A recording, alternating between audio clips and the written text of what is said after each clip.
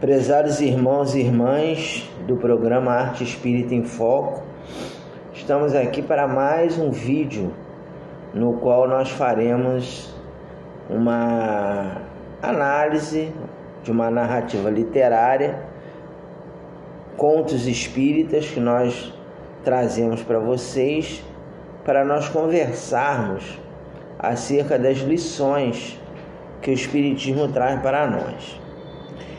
Esses contos que nós falamos aqui são escritos por um amigo nosso chamado J. Marques. Ele nos fornece os contos e nós socializamos aqui com vocês no canal. Bem, o conto de hoje chama-se O Cristão Novo e a Negra de Ganho. É uma história que se passa no século XIX. Então nós vamos fazer uma viagem no tempo, né?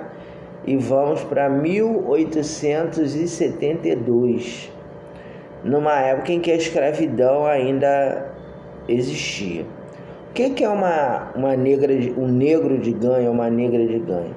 O negro de ganho era uma pessoa escravizada que o dono do escravo liberava a pessoa escravizada para ele ganhar dinheiro por conta própria e pegar uma parte do dinheiro arrecadado e dividir com o patrão. Então ele estabelecia uma porcentagem. Vamos botar que o negro de ganho dava 60% do que ele ganhava para o seu dono e ficava com 40%. Então o negro naquela época tinha várias funções. Podia ser um artesão, podia ser um barbeiro, tinha alguns que até eram dentistas que extraíam dentes, alguns eram práticos de enfermagem, isso os homens. E as mulheres geralmente eram quituteiras, a maioria ou era lavadeira, ou era faxineira, ou era quituteira, ou era cozinheira. Então os negros, na cidade do Rio de Janeiro principalmente, eles trabalhavam dessa forma. Então nas ruas do Rio de Janeiro diariamente havia um grande trânsito de negros de ganho, em que tinha ali aquelas mulheres, né, que vendiam quitute, vendiam suco, ofereciam serviços para faxina e, infelizmente, também para prostituição. Tinha algumas mulheres negras, principalmente aquelas mais bonitas e mais jovens, que se propunham a trabalhar como prostitutas, como garotas de programa. Na época não tinha essa denominação, garota de programa, mas se fôssemos fazendo uma analogia com a época atual, é exatamente isso. Então algumas se prostituíam e pegavam uma parte do dinheiro arrecadado e dava para o patrão. E quem que era um cristão novo? O cristão novo era um judeu recém-convertido ao cristianismo. Eram aquelas pessoas que, por serem perseguidas pelo fato de serem judeus, se convertiam ao catolicismo. Não era nem se converter ao cristianismo, se converter ao catolicismo para fugir da perseguição que os judeus tinham. Então esse conto de hoje, O Cristão Novo e a Negra de Ganho, fala de Samuel das Neves e de Rosa. O Samuel das Neves era o cristão novo, quer dizer, o judeu recém-convertido, e a Rosa era a negra de ganho. Bom, qual era a história dos dois? O nome original de Samuel das Neves era Alessandro Figner. Era o nome dele original. Ele era português, era judeu português. E a gente sabe que na Península Ibérica, Espanha e Portugal, a Inquisição se fez presente durante muito tempo. Mesmo depois da Idade Média, já na Idade Contemporânea, ainda havia Inquisição. Então, periodicamente, os inquisidores perseguiam os judeus. E o Alessandro Figner, ele foi perseguido pela Inquisição portuguesa ele teve que embarcar clandestinamente num navio que vinha para o Brasil e veio para nosso país com o objetivo de trabalhar e fugir daquela perseguição que em Portugal acontecia. Chegou aqui no Brasil e ele inicialmente foi trabalhar num armazém de secos e molhados. Naquela época não existia supermercado. Então tinha aqueles armazéns que vendiam arroz, feijão, linguiça, bacalhau, peixe. Então os armazéns secos e molhados era onde as pessoas compravam os alimentos. Também não tinha geladeira, a pessoa tinha que comprar diariamente o alimento, fazer e comer e consumir diariamente. Então aí esse companheiro ele foi trabalhar nessa loja, uma família, um comerciante português, e ele foi trabalhar lá. E ele aí ficou morando na loja. Ele combinou com seu patrão que ele moraria nos fundos da loja. E ele era uma pessoa muito econômica, e ele começou, apesar de ele ganhar pouco, mas ele começou a fazer uma poupança, juntar um dinheiro. Ele gastava pouco, não era farrista, não ia para bebida, não tinha vício de bebida, nada. Então o dinheiro que ele ganhava, ele usava uma parte para sua despesa pessoal e o resto ele guardava em casa mesmo, né? Porque naquela época não tinha muito negócio de banco. Tinha banco, mas muita gente guardava dinheiro em casa. Não tinha imposto de renda na época, então o pessoal guardava dinheiro em casa. Então ele guardava lá o dinheirinho dele em casa. E aí nesse período ele resolveu se converter ao catolicismo para evitar futuras perseguições e problemas, como ele teve lá em Portugal. Então ele entrou em contato com um padre da sua confiança. Ele se confessou, falou que era judeu, que a sua família fazia os rituais judaicos, mas que ele estava disposto a se converter ao catolicismo. E aí o padre concordou. Ele fez aí a primeira comunhão, primeiro se batizou, fez a primeira comunhão, começou a frequentar a missa. E aí depois desse período do batismo, desse período em que ele cumpriu aquela ritualística estabelecida pelo catolicismo, ele se tornou cristão novo, ou seja, ele renunciou à prática do judaísmo e adotou o catolicismo como religião da sua preferência. E logicamente, o que acontece? Ele teve que mudar de nome. Então ele, que se chamava Alessandro Figner, quando ele fez essa transição para o catolicismo, ele adotou o nome de Samuel das Neves. Era um nome brasileiro, né? Que não tinha aquele sobrenome judeu, para ficar claro que ele era seguidor do catolicismo. Mas no caso de Samuel das Neves, aí ele fez essa transição e ele, devido a ele ser uma pessoa muito econômica, ele conseguiu juntar dinheiro suficiente para trabalhar por conta própria. E aí ele adotou uma profissão que naquela época era muito comum, no século XIX, que geralmente era exercida pelos palestinos, né, pelos muçulmanos e pelos judeus, que era a profissão de mascate. Era aquela pessoa que ia de porta em porta, levando perfume, levando quinquilharia, pente, panela, produtos de primeira necessidade, como a gente fala, sabe, né? Naquela época não tinha supermercado, não tinha lojas de grande venda como agora nós temos, né? Shopping, não tinha nada disso. Então tinha uma profissão que chamava-se mascate, que a pessoa era um comerciante, que ele comprava uma série de objetos de uso pessoal e levava na casa das pessoas, batia de porta em porta e aí a pessoa pagava, ou então não pagava, ficava devendo, depois ele passava, cobrava, enfim. Ele então adotou essa profissão. Ele saiu da loja dos secos e molhados e foi fazer a sua vida própria, usando a sua habilidade comercial, né? Que ele era muito habilidoso do ponto de vista comercial. E aí ele se tornou uma pessoa independente. Ele aí alugou um sobrado, uma casa, numa rua chamada Rua Direita, que hoje é a Rua 1º de Março. Naquela época, a Rua 1º de Março, ali na cidade, chamava-se Rua Direita. E ali tinha muitos comerciantes que moravam lá nessa rua. Ele conseguiu alugar essa casa ali. Mas o que aconteceu com Samuel das Neves? Ele tinha adotado o catolicismo para não ser perseguido, mas ele não aceitava Jesus.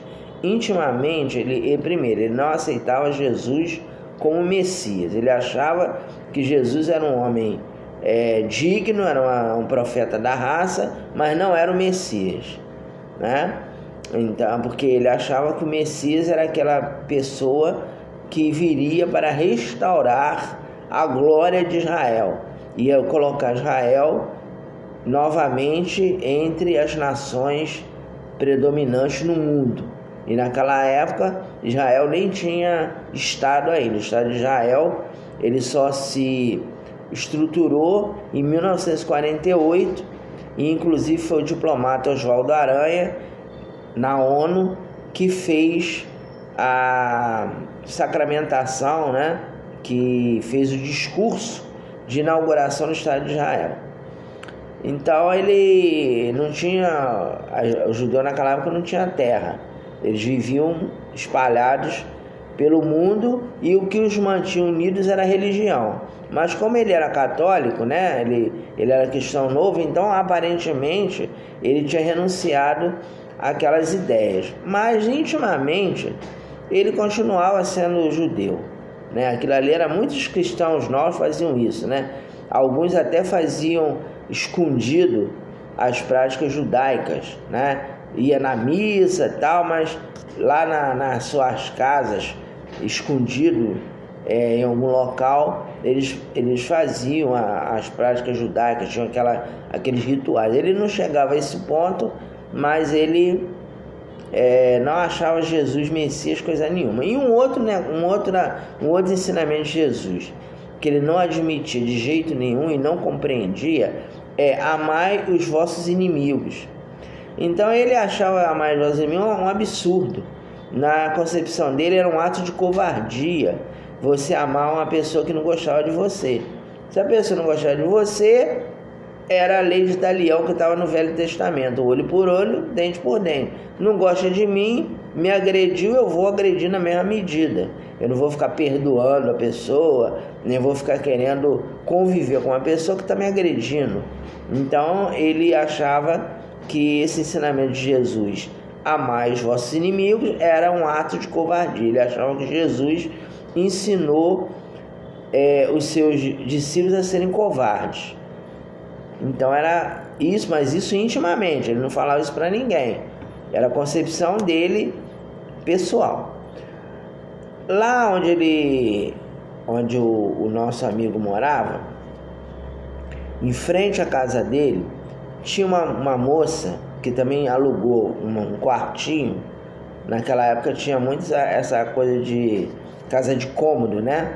Então tinha ali aquelas casas que tinha aqueles quartinhos que a pessoa alugava. Então ela alugou um quarto, uma pequena, vamos botar na linguagem, um kitnet, uma casa pequena, em frente à casa de Samuel das Neves. E o nome dessa moça era Rosa. Era uma mulata muito bonita, uma negra, né? Não era negra retinta, mas era mulata. E a gente sabe, mulata é negro, né? Então ela era mulata, uma mulher muito bonita, e ela era quituteira. Então durante a semana ela saía bem cedo com uma cesta de vime que ela levava na cabeça, na qual ela colocava pé de moleque, cocada, pamonha, abará, acarajé, todos os quitutes da cozinha africana, colocava ali naquele balaio. E aí ela saía pelas ruas vendendo. Quando era 5 horas, ela saía cedinho. Aí quando era em torno de 5 horas, ela voltava para casa, pegava a parte do patrão, a porcentagem do patrão para levar para ele. E inclusive a casa que ela morava era o patrão que alugou, né, para ela, né? E aí ela pegava, levava para ele e pegava uma parte para ela. Essa parte que ela pegava para ela estava juntando dinheiro para comprar a carta de alforria dela. Ela era escrava e tinha carta de alforria. E ela domingo não trabalhava, né? Naquela época ainda não tinha chamada semana inglesa, né? Às vezes tinha pessoas até que domingo mesmo trabalhavam, mas como tinha aquele negócio da missa, dia missa e tal, então geralmente domingo ninguém trabalhava. Então aí ela não trabalhava domingo. E o Samuel das Neves também, ele ia na missa e não trabalhava.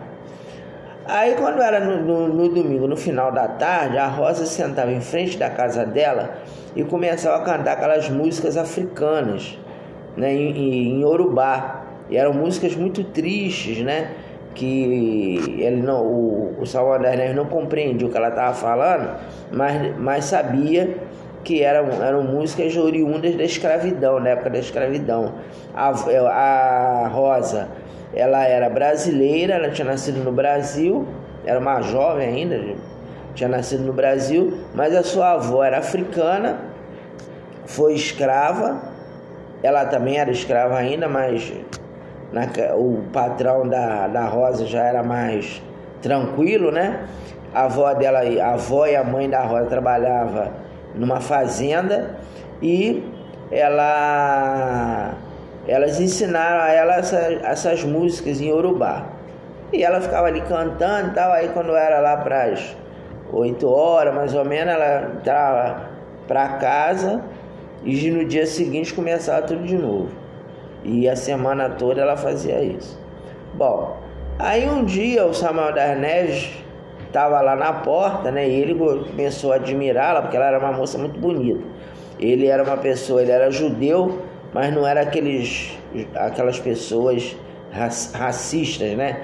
Que achavam que não, eu sou judeu, eu só posso me dar com judeus, eu sou branco, eu só vou me dar com... Não, ele era uma pessoa que até por ter sido perseguido, ele era uma pessoa mais aberta à miscigenação, ao entendimento, mas ele não se aproximava da Rosa. Ele ficava admirando ela, achava ela muito bonita, era uma moça jovem. Aí um dia ela estava lá cantando, chegou um mendigo na porta da Rosa. E esse mendigo estava todo cheio de ferida, com o corpo todo cheio de ferida, né? E aí ele se ajoelhou. Aí quando a Rosa viu esse homem, ela levou um susto. E ela parou de cantar e ficou olhando para ele. Aí ele se ajoelhou diante dela e falou assim: minha filha, eu vim aqui te pedir perdão. Você queria que você me perdoasse e queria saber se você pode me ajudar. Eu estou na rua, eu estou muito doente, eu não tenho lugar para ficar. Será que você pode me ajudar? Aí ela ficou meio em dúvida, ficou assim emocionada, começou a ficar assim, com aquela aparência de que estava muito emocionada. E em determinado momento ela falou assim: tá bom, o senhor pode ficar aqui na minha casa assim. Pegou ele e ia levando para dentro da casa dele. Aí o Samuel das Neves achou aquilo um absurdo, né? Aí ele teve um impulso, foi lá: ô dona Rosa. Aí ele chamava assim a Rosa, né?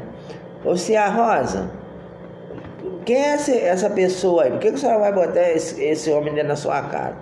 A senhora não está vendo que ele está doente, que ele pode até contaminar a senhora? Aí ela falou assim: olha, esse homem aqui é meu pai. Aí ele falou assim: ué, mas ele é seu pai e a senhora não é preta, a senhora não é mulata, ele é branco? Aí ela explicou: porque é o seguinte, a minha mãe trabalhou numa fazenda, ele violentou a minha mãe, engravidou a minha mãe não fez aborto, apesar dela ter sido violentada por ele, ela não falou estuprou, né? Falou fez mal à minha mãe. E ele falou que quando a minha mãe foi comunicar a ele que estava grávida, ele falou que não ia ser pai de macaca, que ele não queria saber de macaca na vida dele e que ela que se virasse. Ele nunca me reconheceu como filha. Aí o Samuel da Neve falou, mas vem cá, que história é essa? A senhora vai aceitar esse monstro dentro da sua casa? Ela devia botar ele no meio da rua e ele que morresse à míngua. Que história é essa? A senhora vai aceitar um monstro desse dentro da sua casa? Aí ela olhou bem para o Samuel das Neves e falou assim, olha, seu Samuel, Jesus de Nazaré ensina que nós devemos amar os nossos inimigos, que nós devemos pagar o mal com o bem. Então, apesar dele ter sido mal para mim, porque eu sou seguidora de Jesus, eu vou perdoar ele, vou ajudar e vou deixar ele na minha casa o tempo que for necessário, porque eu sou seguidora de Jesus Cristo. E ele fala que a gente tem que perdoar os nossos inimigos. E aí dito isso, pegou o homem, botou ele na casa dela, deu banho nele, cuidou dele. E aí o Samuel das Neves ficou tão impactado que ele aí começou a compreender o significado da doutrina de Jesus, que ele até aquele momento não tinha compreendido, não tinha aceitado. Ele vendo o exemplo da Rosa, ele falou, realmente esse Jesus aí, ele está com a razão, ele está certo. Ele realmente ele tem algo a dizer, né? Não disse que ele era o Messias, falou assim, não, ele tem algo a dizer. E ele aí ficou tão encantado com a bondade da Rosa, né? Que ele se apaixonou por ela. Aí ele perdeu a timidez, chegou para ela, se declarou, falou que queria namorar ela. A Rosa era solteira, não tinha namorado. Aí eles ficaram namorando, se casaram.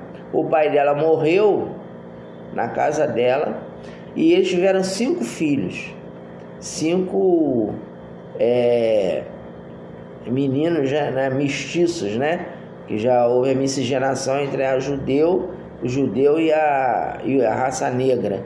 Então foram 5 mestiços e eles todos seguiram a Jesus, e o Samuel das Neves se converteu ao cristianismo, ou seja, se converteu aos ensinamentos de Jesus, porque a esposa dele deu a ele o exemplo daquilo que ele precisava entender.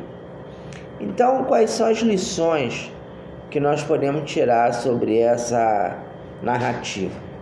A primeira delas é que, graças a Deus, nos dias atuais, a gente já está acabando com essa história de perseguição antissemita, né? Aqui no nosso país, lógico que todo lugar ainda tem pessoas ignorantes, então infelizmente nós temos ainda pessoas aqui no nosso país que são ignorantes, são antissemitas. Mas o antissemitismo, somente depois do Hitler, depois daquela perseguição do Holocausto, ele está sendo rechaçado. Então a gente não tem que encarar o judeu como alguém que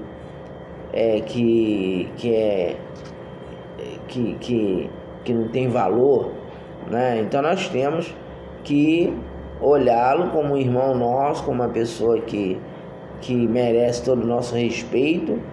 Temos que respeitar a religião deles, né? Não tem mais, graças a Deus, acabou essa história de que judeu tem que se converter ao catolicismo. Então o antissemitismo é algo que tem que ser combatido e banido do planeta. Tanto o antissemitismo, quanto o racismo, contra o preconceito ao muçulmano, quanto o preconceito ao cigano, né? Quer dizer, toda essa questão de preconceito em relação às diferenças, nós temos que tirar. O segundo aspecto é esse ensinamento que, para nós que somos espíritos imperfeitos, ainda é muito difícil, que é amar os vossos inimigos. E a gente tem que entender o seguinte: quando Jesus nos fala mais vossos inimigos, ele não está falando que nós temos que ter o mesmo nível de confiança com uma pessoa que a gente sabe que não gosta da gente, com aquele que é nosso amigo, que é nosso irmão, que é uma pessoa que está ali do nosso lado. Então, tem pessoas que realmente nos prejudicam, não gostam de nós, são agressivas. Isso acontece muito dentro das famílias, como é o caso da Rosa, né? Que o próprio pai dela a desprezou e ela, com isso, podia se vingar do pai. Então, quando Jesus nos fala mais vossos inimigos, ele está dizendo que nós precisamos não guardar mágoa, ressentimento e ódio daqueles que nos prejudicam. Então, quando a gente tem alguém que é declaradamente nosso inimigo, que não gosta de nós devemos orar por essa pessoa para que ele encontre o caminho dele, e também devemos, se for necessário, se for preciso, ajudá-lo, né? Dar a ele o benefício da caridade, de não abandoná-lo à míngua, ao Deus dará, como algumas pessoas fazem. E às vezes também a pessoa ajuda, mas fica se vangloriando, né? Falando, bem feito, tá vendo? Ó, você não gostava de mim, agora você está precisando de mim, bem feito, tá vendo? Como é que Deus é justo, como é que você está pagando o mal que você fez, então agora você está sofrendo, tal. Então a pessoa ajuda, mas fica humilhando, né? Aquele que é ajudado. Então a proposta de Jesus, quando ele nos fala mais vossos inimigos, é exatamente estabelecer um processo no qual a pessoa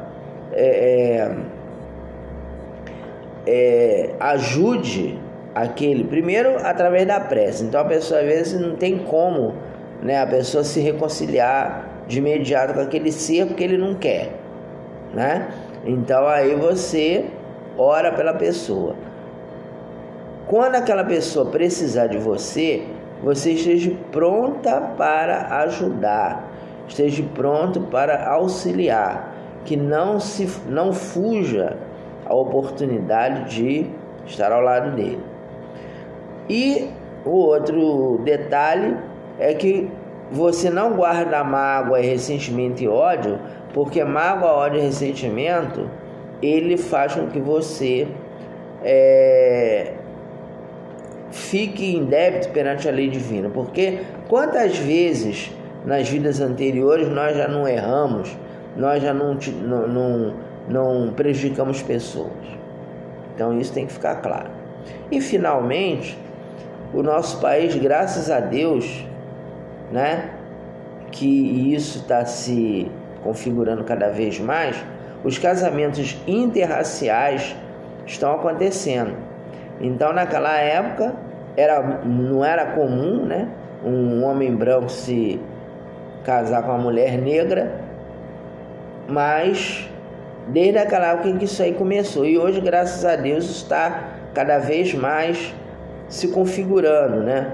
A miscigenação racial, o casamento interracial entre raças diferentes. Eu esqueci de falar para vocês que o Samuel das Neves comprou a carta de alforria da Rosa quando eles casaram. Então ele foi lá, conversou com o patrão dela e comprou a carta de alforria dela, e depois se casaram. Então o casamento interracial, ele é fundamental para que nós entendamos a necessidade de nos amarmos uns aos outros. Bom, então era isso que a gente tinha que conversar hoje com vocês. Nós vamos continuar colocando aí esses contos, essas narrativas, e que vocês visualizem, né, e compartilhem esse vídeo, caso gostem, com outras pessoas, para que nosso canal possa continuar trabalhando e se desenvolvendo. Um abraço em todos, que Jesus nos abençoe. Até a próxima oportunidade.